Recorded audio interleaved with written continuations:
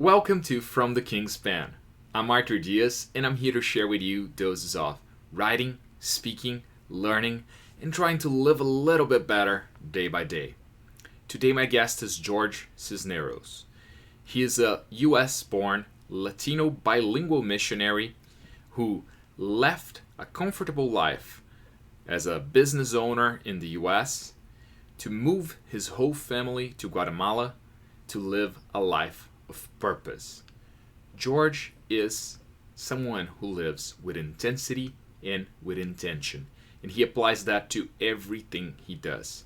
The way he relates to his wife, the way he deals with his kids, his relationship with God, and all of his endeavors. That led him to have some adventures, that led him to grow, and that led him to dedicate his life to serve God, to serve other people, and to help young men. He shares with me his journey, what led him to that point, the things that led him to change his mindset and to become this person that lives so intensely. His journey is quite inspiring, and he was quite open. He shared a lot. So if you like this content, don't forget to subscribe, like, leave a comment, help me bring more guests to share inspiration, to share their stories with us. And now I'll leave you with today's guest, George Cisneros. George, welcome to From the King's Pen. It's a pleasure and an honor to have you here. Welcome, my man. Thank you, man. I'm really glad to be here. So, George, you have like a laundry list of amazing things that you've done. You've climbed some very hard mountains like Capitol Peak and Volcano. You've ran a marathon. You've swum with sharks. You've played poker at the World Series. You seem like you're a very intense man in everything you do. Have you always been this way, like going all in on everything? Yeah, I haven't. That's the crazy part, is that I grew up very, very average. Most of my life, I've just been an average guy, which is fine, but I just wanted more for that in my life. And I think a lot of people want more for themselves. They just don't want to get up, go to work, come home, wait for the weekend. That's what a lot of people do. And so, no, I haven't always been that way. I think it probably, I think it changed. It started to change probably about 12 years ago. And I just, at the end of the day, I made a decision that I don't want to live that way anymore. I want to get off the kind of wheel, like where you have this mouse just going around on a wheel. That's what I felt my life was like. And I wanted to get off the wheel. I wanted to just jump. And so we did. Yeah. All right. So was it a gradual process, or was it like an overnight change, like something clicked inside of you when you went for it? I don't think it was an overnight process. It probably definitely seemed to, I know a lot of family and friends, it seems like we just kind of changed immediately on a dime. So the big change was when we sold everything that we owned and we moved to Guatemala in 2012. That was the big change. What people didn't see is the previous year and a half, maybe 2 years of process that we were going through. And one of those processes was, the first process was that we were earning a lot of money, but we didn't have a lot of money. We had stuff, we were consumers to the up to here, up to our necks. We just bought and we spent everything that we had. And so we were just tired of it. We were the Christmas was just out of control. It had completely lost its a meaning to us as a family, and a meaning to us in our faith. And it was always, how many presents just kept growing and more extravagant and just more presents. That was a big part of our decision. But at the end of the day, we wanted to give more to our church, and we wanted to give more, which we weren't giving much. And so we made this change of that was the very kind of the catalyst, was we were just tired of making a lot of money but not having a lot of money. So we actually went on a 1-year spending fast. We literally stopped spending for an entire year. And the only things that we bought were like food and we paid for electric, gas, necessary things, but everything else. So that included no Christmas presents or no gifts. That included no date nights. When I say no date nights, like no restaurants. Right. The one thing that we agreed that we would do was on our date night, we would go to a coffee shop for an entire year, and we could have coffee. But it wasn't a mocha, it wasn't a snack. It was literally just a black coffee. My wife had cream and coffee, and I had black coffee, and that was our date night for a year. If we went out, that was the only thing that we allowed ourselves. Wow, that's again intense. That was it. That is intense, right? And a lot of people say, well, I don't really spend that much money. We don't really go out that much. Listen, until you make that decision, like as soon as you make that decision, like 1 week later, you're already in withdrawal. And so it is intense. But I think it takes that kind of a yank to get you off the treadmill, to get you off this wheel. It was hard, but that was really kind of the beginning of everything, was that decision. So that's when you started going all into things. That's when, yeah. So we started. So at that point, we got it. So we had about $45,000 of debt, which is outside of our mortgage, which included our cars, and it included, just whatever vacations and the ridiculousness like that. So bad debt. In 1 year, well, just over a year, I think it was right around 13 or 14 months, we actually got out of $45,000 worth of debt. We had big shovels. We were making big money, but now that we weren't spending it, we had all kinds of money. We started tithing, which is giving 10% to our church, which we'd never done. And it was at that point that we decided, okay, we're off the treadmill. We've experienced this for a year. How can we extend that? And so it was at that point that we decided to sell our house, sell our 2 small businesses that were doing pretty well. And we sold everything, including all of our kids' toys, and we moved to the mountains of Guatemala. But it was really in that time period that I'm like, all right, so that's when we ran a marathon. I jumped out of an airplane for the first time. Just started kind of doing these extreme adventures because I knew that we were going to be going to Guatemala pretty soon. And so I wanted to just kind of get as much out as I could. That's at the same time I wrestled an alligator. That sounds like you're wrestling them. But at the end of the day, it was just this experience where I literally went into this alligator pit of about 20 alligators, grabbed one by the tail. They teach you how to do it. You spend the whole day kind of training, right? But anyway, you pull the alligator out onto the beach. So you go into this kind of pond, you pull them out onto the beach, and then you kind of work your way up to their neck, and you're sitting on them with your hands around their neck, and they're immobilized. But, it was like I would say it's probably a 7-foot alligator, I think. It grows every year. It's probably not even 7 feet. But anyway, it was something that I did, and something that was really cool. And that was one of the big things that I did before we came to Guatemala. That is amazing. And in this process of getting out of debt and this spending fast, you already had kids, right?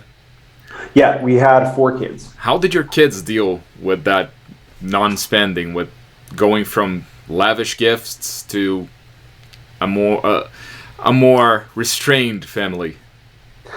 I think that they didn't really notice. They were young enough. I think at the time our kids were maybe 9, 10, 11, 8, 9, 10, something like that. And then we had my oldest daughter from my first marriage. They all still got gifts.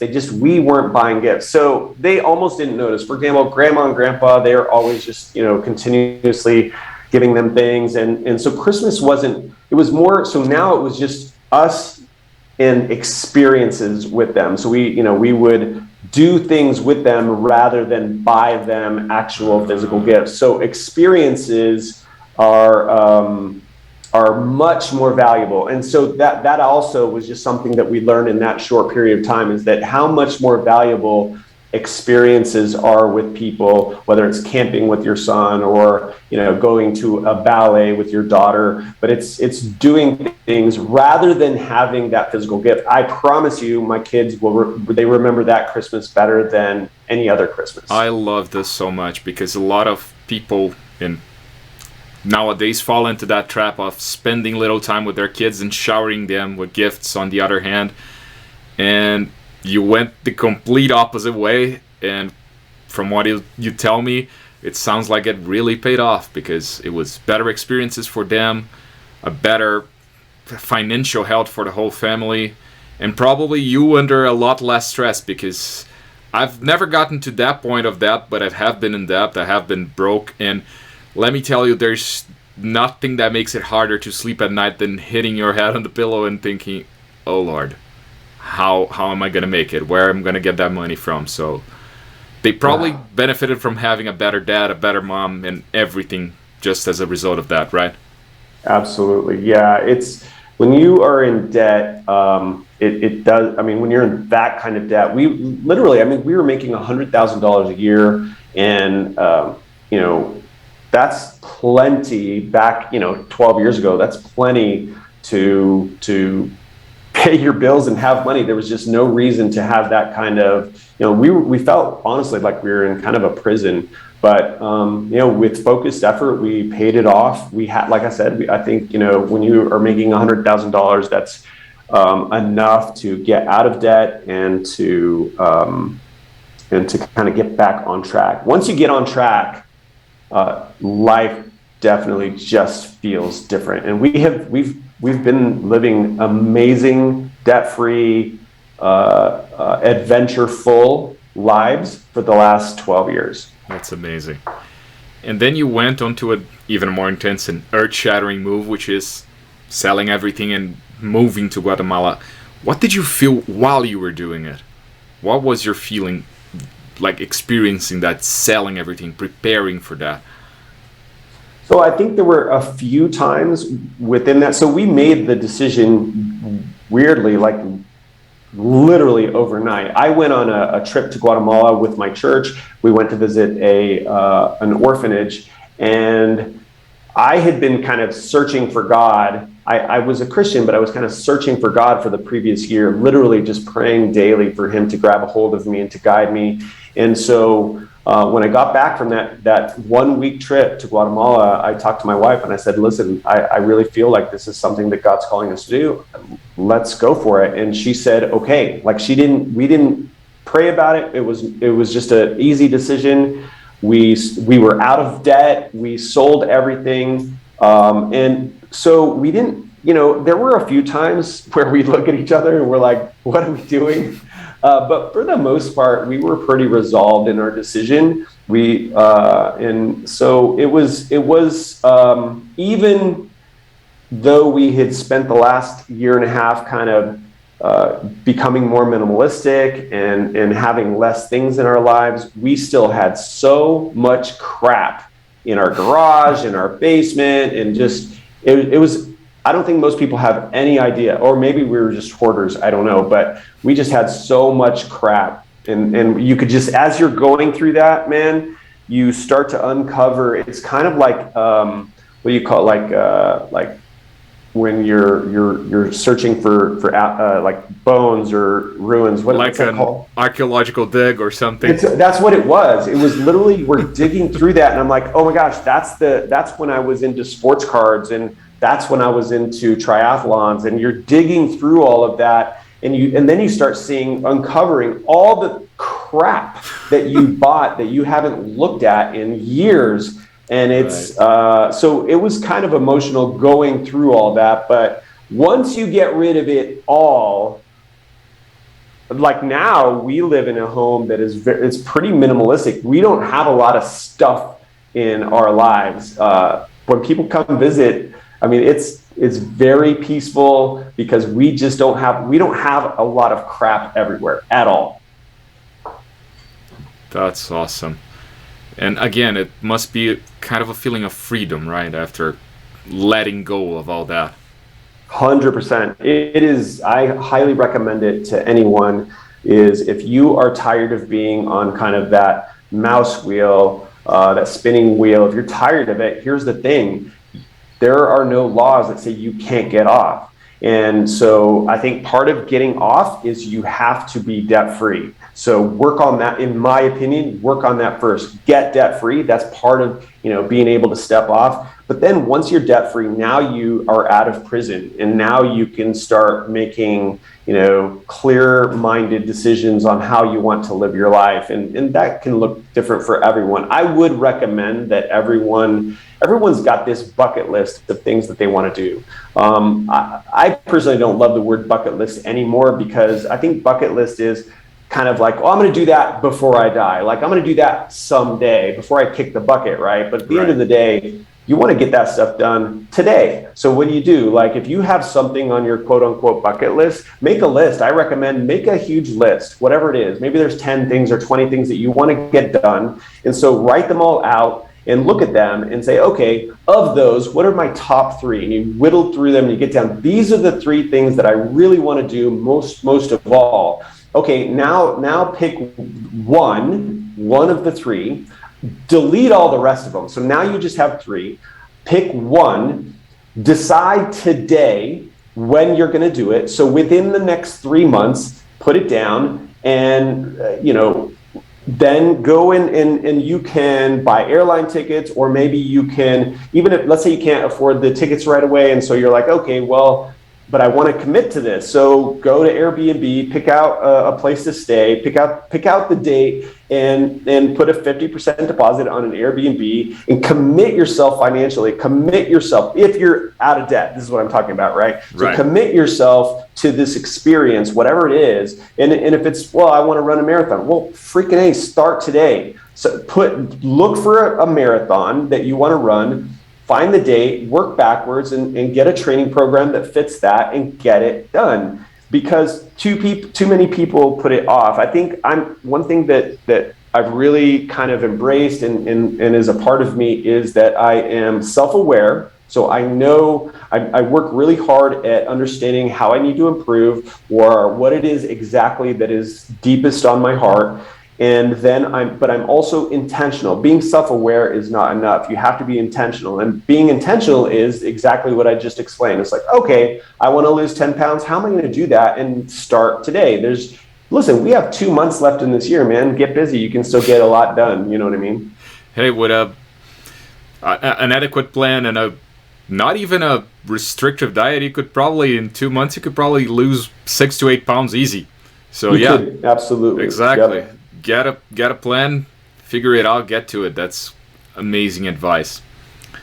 I wanted to know, have you always been a Christian? Like, did you grow up Christian? Did you find yourself in the religion later? How was that process?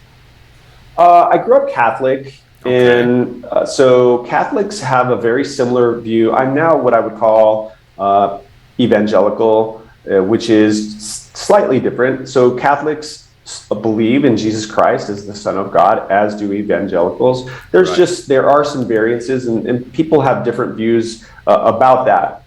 Me personally, this is what I believe. I believe in the Bible. I believe that the Bible is truth, and so I read the Bible every day, and I feel like I can learn more about God through the Bible, and so that also kind of guides me personally into following my faith and following Jesus Christ. And so through probably high school, I was Catholic. What that meant was going to church on Sundays with mom and dad because they made us. That was pretty much it. But then when I got to college, I did learn about kind of a different way, and that was really just reading the Bible for myself. Right. But it wasn't really until about probably, just before we came to Guatemala, maybe 2 years before we came to Guatemala, that I actually felt like I fell in love with Jesus, and I fell in love with my faith, and I wanted to make the world a better place and share my faith with other people. And that really only happened, certainly within the last 15 years. Amazing. And what prompted that change? Was it a moment that you felt God touch your heart, where you mentioned you were looking for God, right? How did that start? Yeah, so this is crazy. I know exactly the spot that it happened. I was in my basement in Colorado. I Okay. just finished watching the Denver Broncos. I remember that they had lost a game. I turned the TV off. I'm just kind of sitting there on a Sunday afternoon. And I remember I really felt kind of just God within me asking, "Do you love me?" And I'd been going to church, and I grew up Catholic, and I said, "Yeah, of course I love you." And I felt God ask me, "Do you love me more than you love your wife?" And I remember kind of wanting to say that I love God more than my wife, because that's what our Christian faith says, that we should love God above all more than anything. But I remember, what are you going to do? Lie to God? And so I said, I love my wife. Like I get up in the morning with her, we pray together, we eat together, she's my best friend. I love my wife more than I love you. And then he asked me, or I felt this question within me, and it was, do you love me more than you love your kids?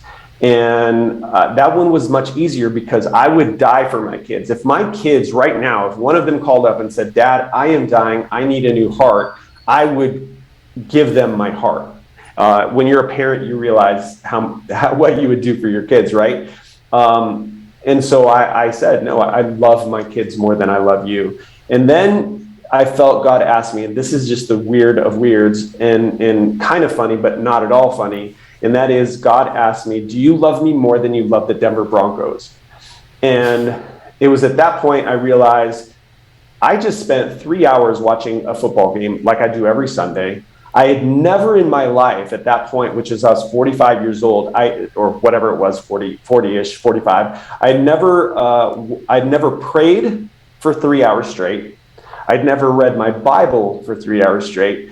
Yet every Sunday I have zero problem watching the Denver Broncos for 3 hours. And so I thought to myself, you know what? Maybe I don't even love God. Like, honestly, do I even love God? That was you can say you love God. You can go to church, but that doesn't mean you love God. And so that was the moment. That was when it's like, that's when I really began my Christian walk. And it was at that moment that I literally prayed to God for 1 year. Again, this thing that I prayed about for 1 year, a 3-word prayer: "God, I love you. I love you." And it was just, I prayed that for entire. So when I felt like praying for my business, like I had in the past, when I felt like praying for health or safety, which is very common prayer among people, is safety or blessings. I never, so for an entire year, I didn't pray any of that. Whenever I felt like praying that, I would pray, "God, I love you."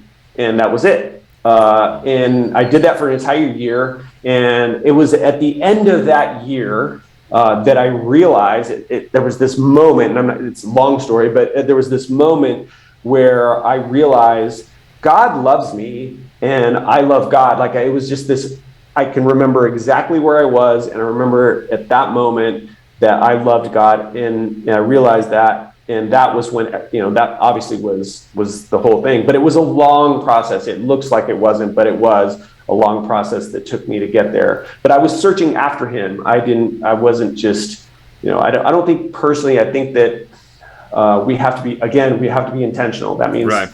as a Christian, I need to be reading my Bible every day so that I can follow the footsteps, so I can follow the stones that God has placed in the Word, for me to follow him. So That is amazing.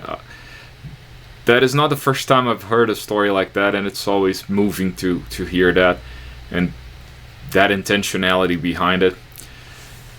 Changing gears a bit, last year, or actually this year, you got onto Twitter, and you kind of became a hit real quick. You grew a big following fast. And first and foremost, how did you wind up on Twitter? What was the reason you looked to Twitter? What led you there? So my son was heading back to the United States. He grew up here, basically. We've been here for now 9.5 years. So he'd been here about 8.5 years. He was going back to the United States. He was going to go to college, but because of COVID, he took a gap year. Right. So he spent a year in Colorado. And while he was there, I wanted to have a way for us to connect. And I thought, I had been on Twitter. I hadn't really tried to grow it. And then I thought, how cool would it be, because he's a kid, he's 19 years old. And I'm like, man, what a great way to connect with your son. Let's try to grow a Twitter page. He grew his, I grew mine. And so that was kind of, we would literally get on the phone every day. And it's like, hey, man, are you doing this? Are you doing that? We're just kind of encouraging each other as we're growing. And so that was the reason I got onto Twitter. So I closed my old account and I started this new account when we decided to start, which was about 8 months ago. That's what got me onto Twitter, man. That is so cool. I knew your son was also on Twitter, but I didn't know that it was a father-son effort. That is, I think, the best Twitter story I've heard so far. That is amazing. And one thing I've noticed is that on Twitter, you do mention being a Christian, but there's no preacher vibe. There's no trying to bring people to Christianity. Was that a conscious decision you made? Not to bring that too heavily, or to bring that through your actions more than through actively, openly preaching? Yeah, I think that's really it. I mean, I think that it is. I want people to see my faith through my actions. And so that's part of it. Now, let me tell you, we are Christian missionaries living in Guatemala. We started a middle school here, and we teach Bible to middle schoolers. That we have 20 kids in our school, so it's a small school. But we teach Bible, but we just, part of the day, just literally just an hour a day. But then the rest of the time, they've got math, science, all that other stuff. But I'm very, very active in my faith in Guatemala, in that we build houses for people who are living on dirt floors.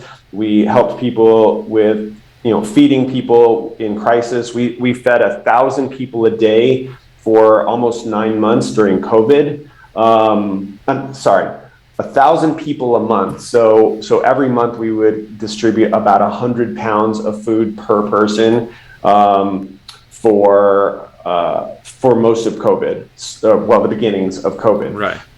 And medications and hospitals and things. So we preach by loving our neighbor. The two greatest commandments that Jesus says are in the Bible are love the Lord your God with all your heart, mind, and soul, and love your neighbor as yourself. And so we take that seriously. And so we love our neighbor literally daily. My wife and I get up and we pray, and we pray every single day. The one constant prayer that we have is, God, would you send someone to our gate, and someone that we can help and someone that we can love on. And so when they come to our gate, we see them as God sees them, and we pray for that. God, can we see them through your eyes? Can we hear them through your ears? We want to love them like we're loving you. And so we live our faith on a daily basis. Twitter is a fraction of my life. But that being said, I do, I tell people that I'm a Christian missionary. I, talk about, a home, for example, a recent thread I wrote.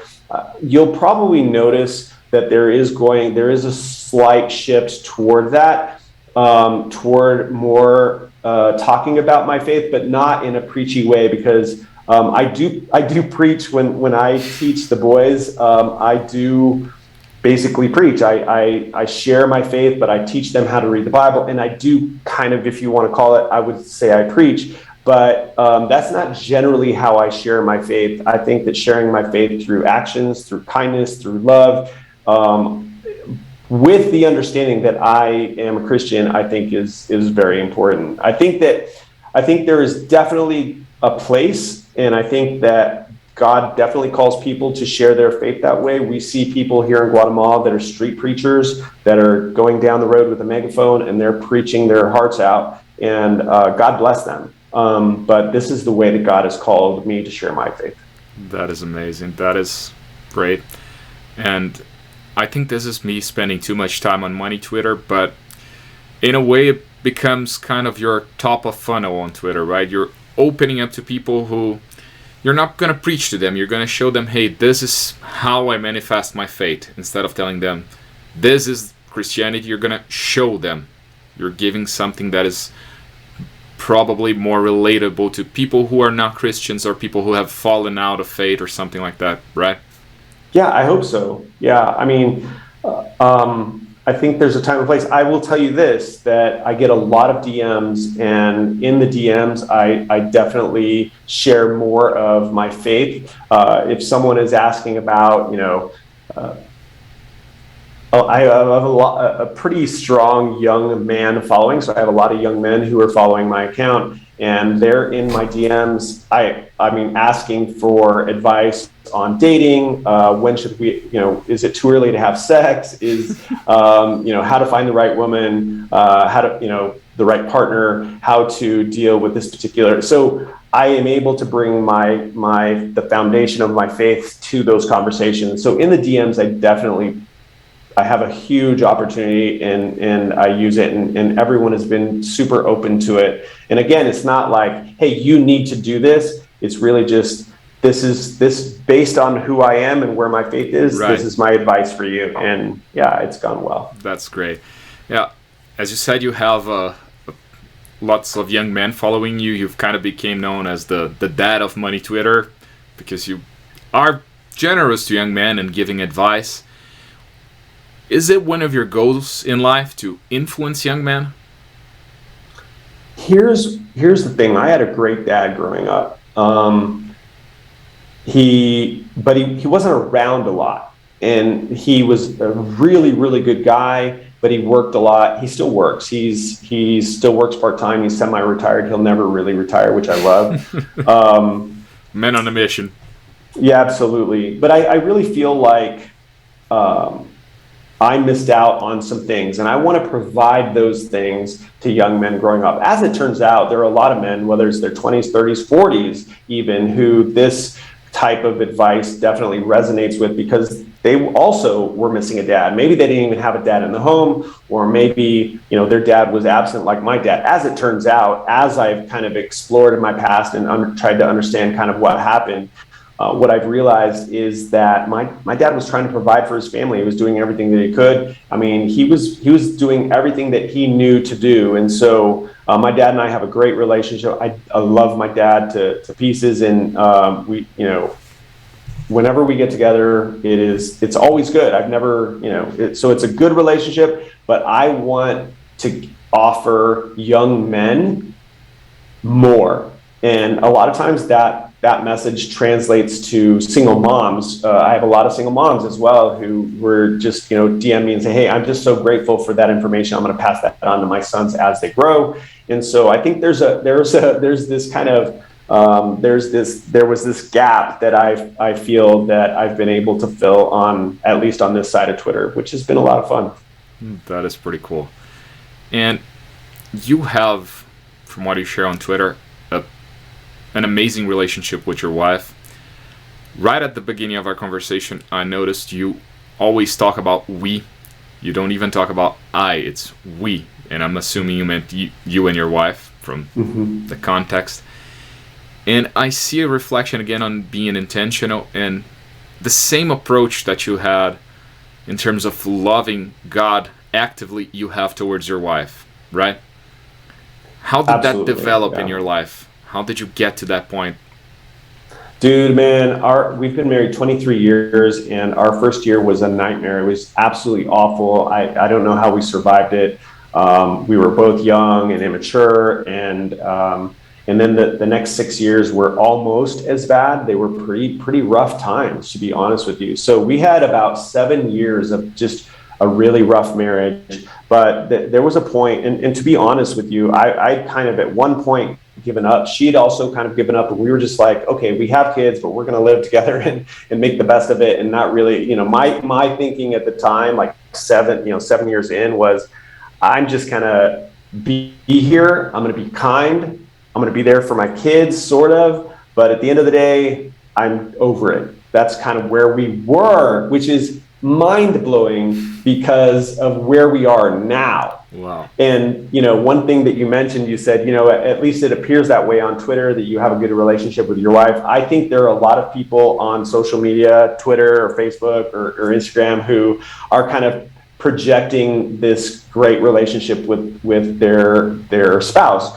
And when in reality, 50% of Americans are still getting divorced. And of those the remaining 50%, I have to wonder how many of those are actually happy. And statistics say that, only 18% of marriages are actually, happy, which is crazy. So, but I can tell you that that's not just something that I'm projecting. That is actual truth. I adore my wife. I love my wife. I wake up in the morning and I'm like, okay, how can I love her well today? I am, but you have to be intentional. That's really the whole key, man. If I could share like any kind of advice about really just anything, is to be self-aware and to be intentional. And so, understand that you're fallible, understand that you're not perfect, understand that you have a lot to learn, and be open to that. And so then when you are able to see the things that you need to improve on, whether it's your marriage or your finances or whatever it is,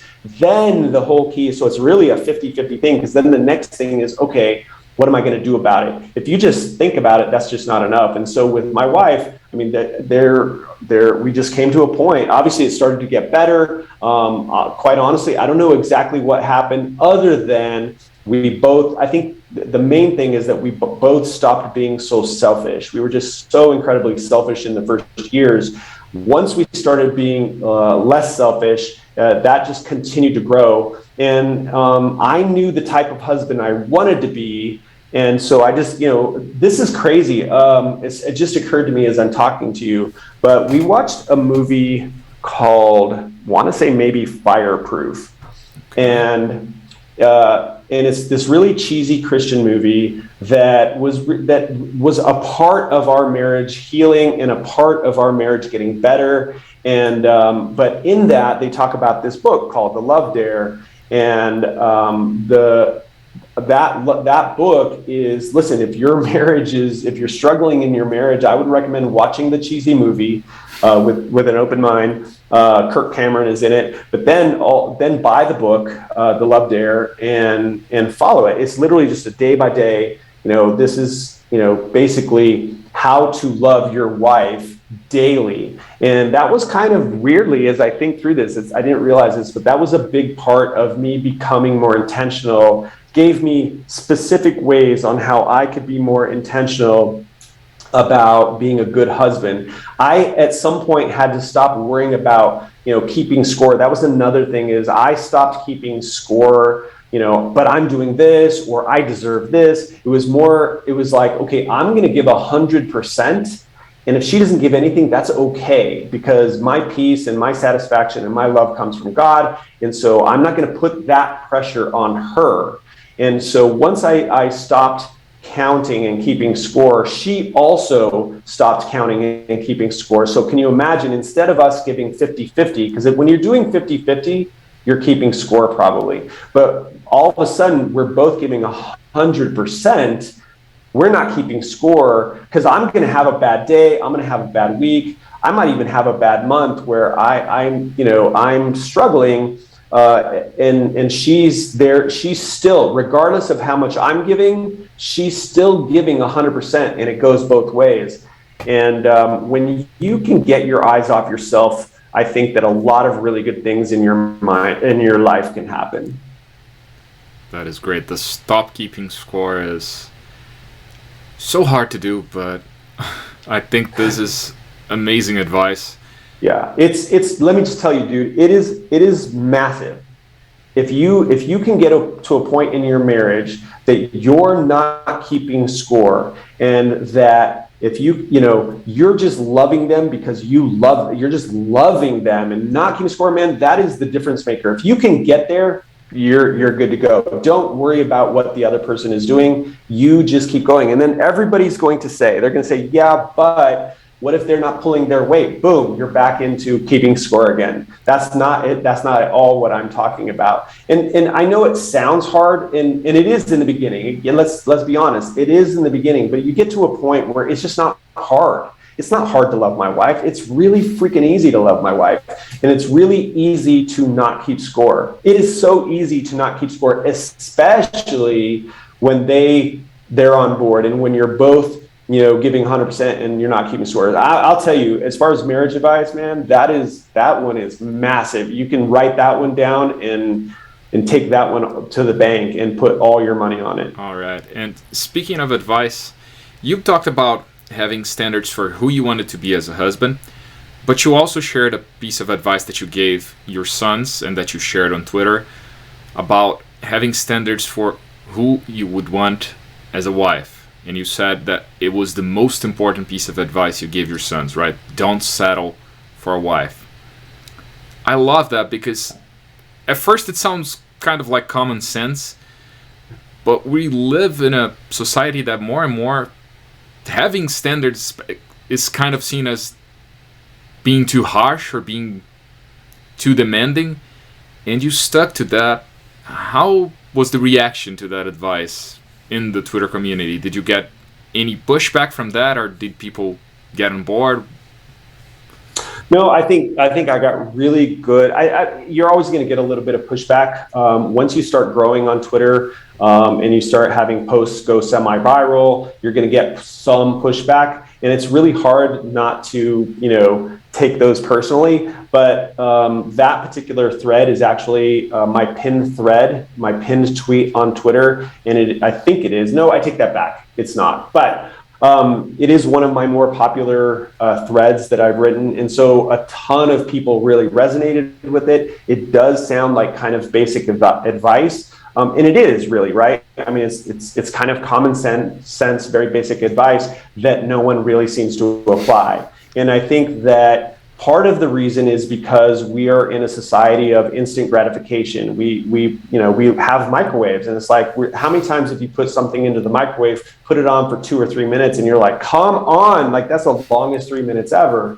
We want everything right now. And I think that, don't settle to me means be patient. Know what you want. This is just even knowing what you want as a young man is so incredibly valuable. Like, most people don't even think about it. I can't even imagine. I would bet if you and I were to interview 100 kids, I say kids, but 100 young people under the age of, say, 20, 25, and they're still looking, they're still dating and things like that. What would you want in an ideal marriage, an ideal wife? What is it that you would want? They have no idea. They're literally just going out there and winging it. When's the last time anything got done by winging it? When's the last time that anyone did anything winging it? I don't care what it is. So just be intentional. Again, it comes back to that, be intentional. So I told my sons, okay, I have a son right now who's been dating, and he's in college. He has a list. This is who I want in a wife. He knows.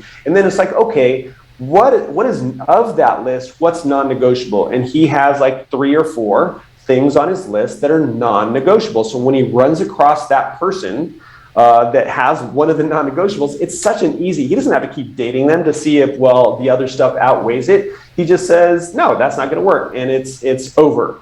And so have non-negotiables and don't bend. Like, there's some that are just common sense, So, and then date a lot, go out on a lot of first dates. I think with, a short period of time, you can find out if they're fitting enough of those things. That doesn't mean you get married quickly. I think that it's important to date for 9 months to a year and then maybe be engaged for 9 months to a year. But it's always kind of like you go on that first date and you might go on, for example, I went on probably to meet my wife. I probably went on almost 100 first dates. And of those 100, I probably went on 3 to 5 second dates. And so very few, I don't know. I knew, because why I knew? Because I had a list. I knew what I was looking for, and if they didn't fit it. And then you just take it a step at a time. Be patient, because just because she's the right person, and just because that she fits a lot of the things that are important to you, and they're none of the non-negotiables, she doesn't have any of those. Now she still has to feel the same way about you. And so it is a long process, and that's okay, because this is a lifelong decision. This is the most important decision you're going to make in your life, is if you decide to get married, is who you choose in a spouse. It's going to affect your finances. It's going to affect your how you raise your children. It's going to affect, everything. It's going to affect your faith. It's going to affect everything. So man, pay attention. be patient, be intentional. And I love that you also add in the thread that you also have things to work on yourself.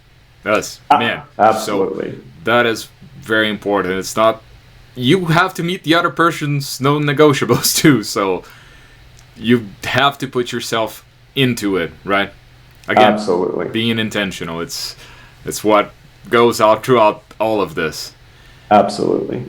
And in Guatemala, you have a middle school for boys, right? Correct. Why would that choice? Why a middle school? Why for boys?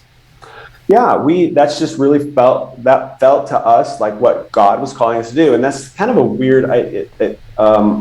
I don't feel uncomfortable talking about it, but it is kind of uncomfortable to talk about God speaking to me. So God speaks to me through the Word of God, through the Bible, and He speaks to me just in my heart, and that's and in my mind, and so that is very hard to decipher. So anything that I feel that God is telling me, which is very rare, does God talk to me, like He did in the basement. But when we got to Guatemala, I really felt like that was the direction that God wanted us to go. I didn't know why.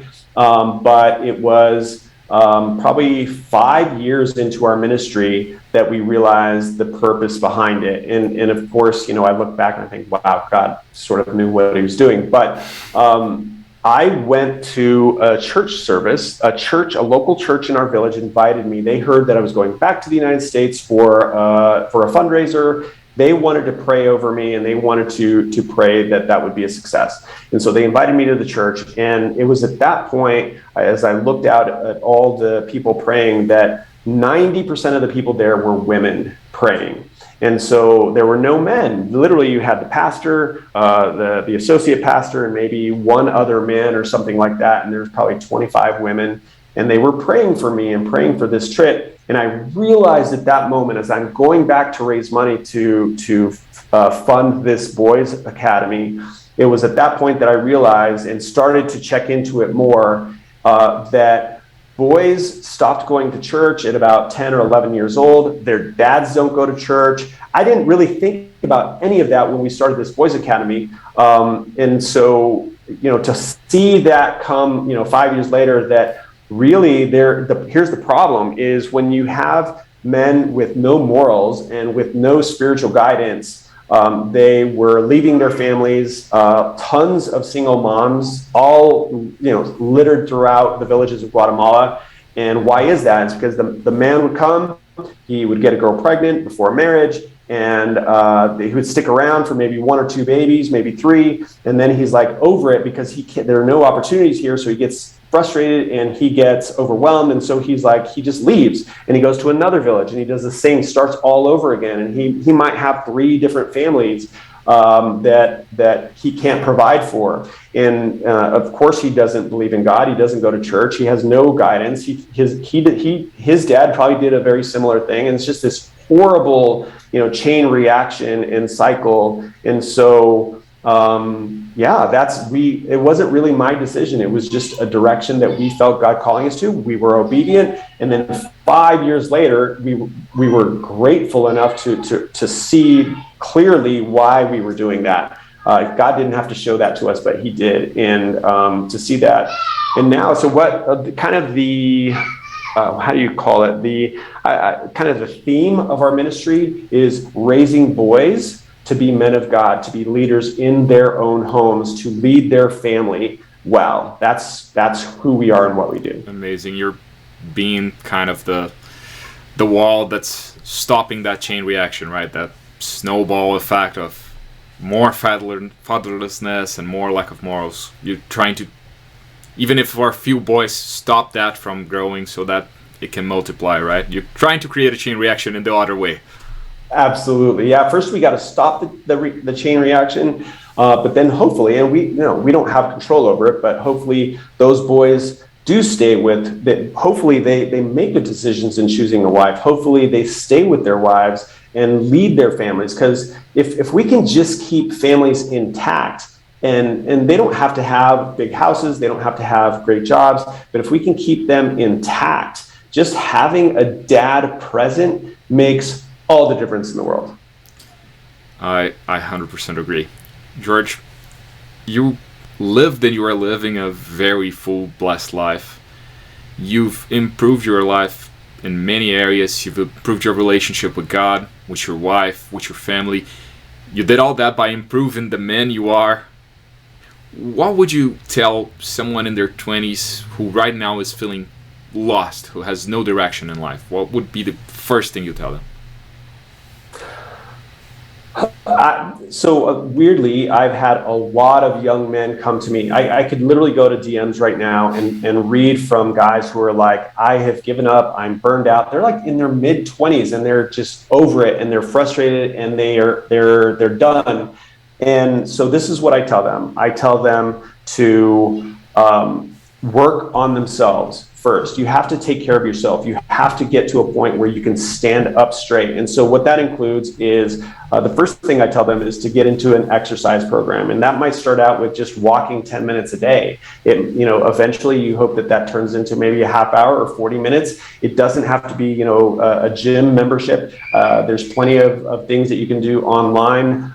You can even just do air squats and push-ups. I mean, there's so much you can do, but start with physical exercise. I think that's important. Number two is to make sure that you're getting enough sleep. I think a lot of people today are I think 40% of Americans, and unfortunately I only know American statistics because I am American, but 40% of Americans are still not getting over 7 hours of sleep a night, which is dangerous. And when you really start to study sleep, you start to realize how important it is. I think sleep is more important than what you eat and how much you move your body. Like, that's how important sleep is. So I think physical exercise, I think sleep. I always encourage journaling.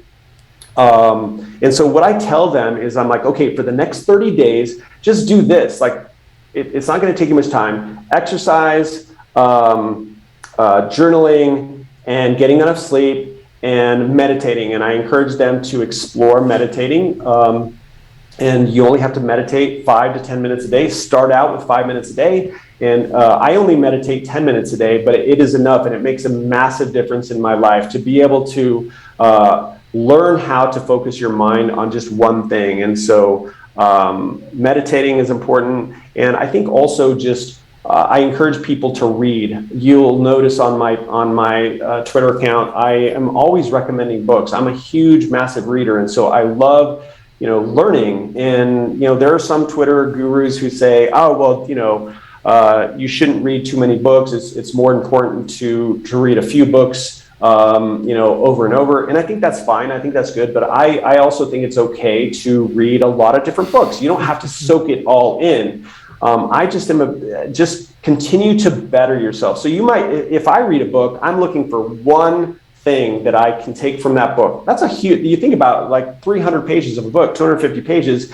What is one thing that I can walk away from out of that book? That's enough for me.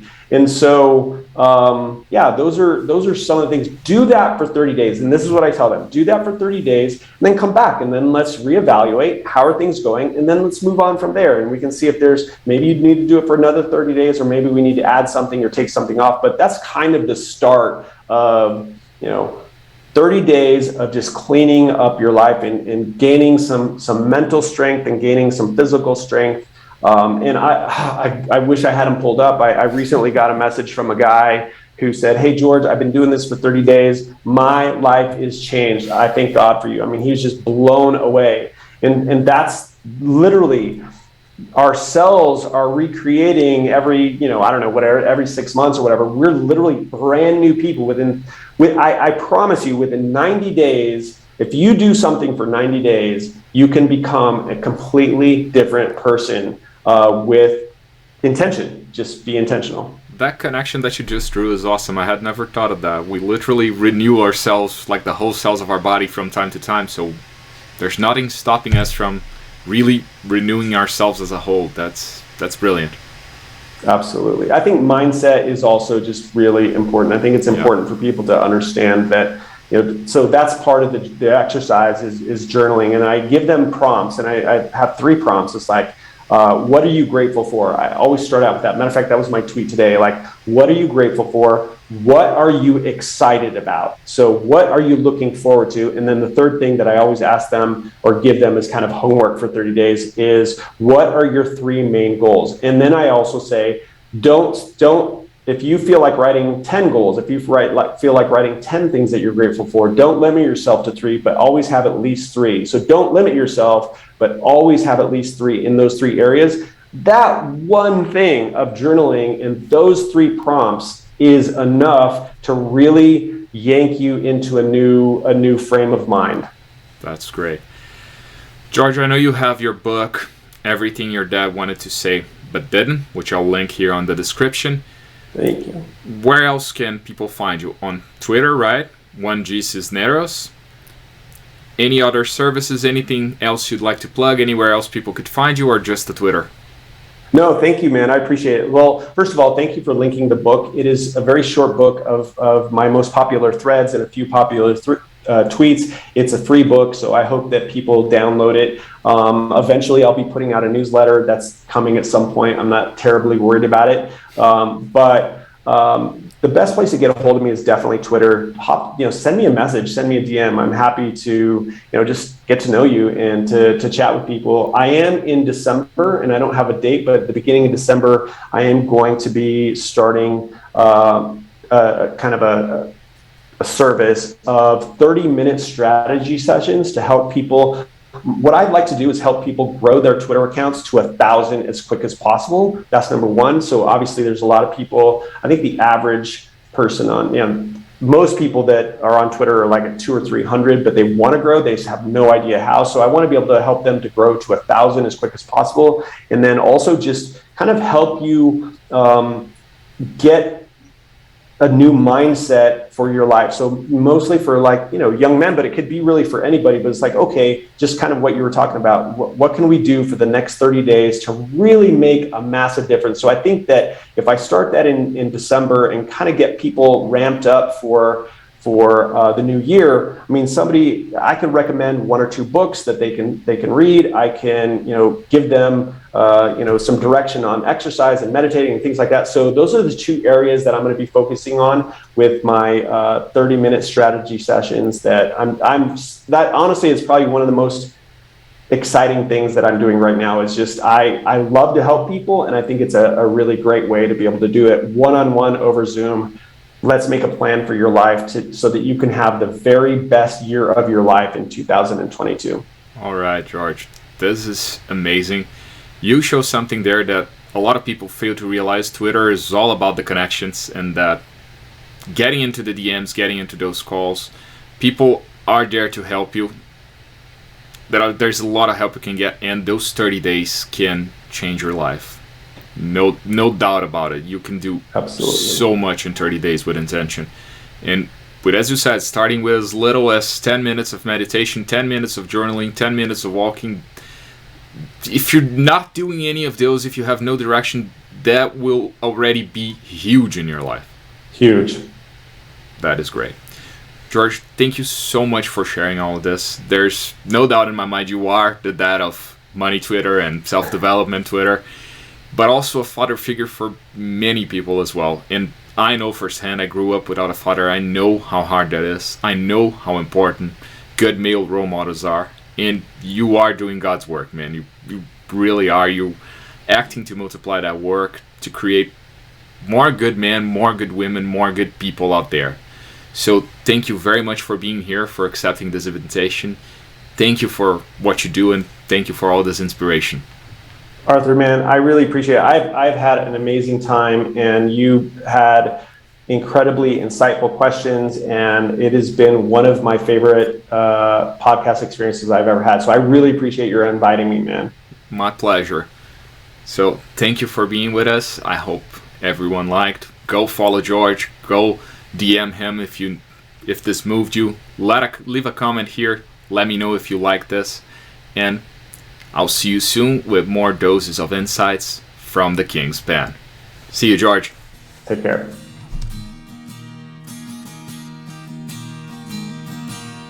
Sitting in the highest tower on a castle made of sand, watching the pieces all fall down.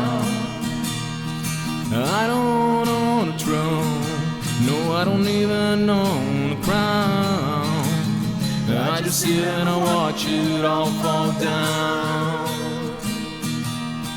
Sitting here, it gives me the time to take the time and make the time to pick the pieces from my mind.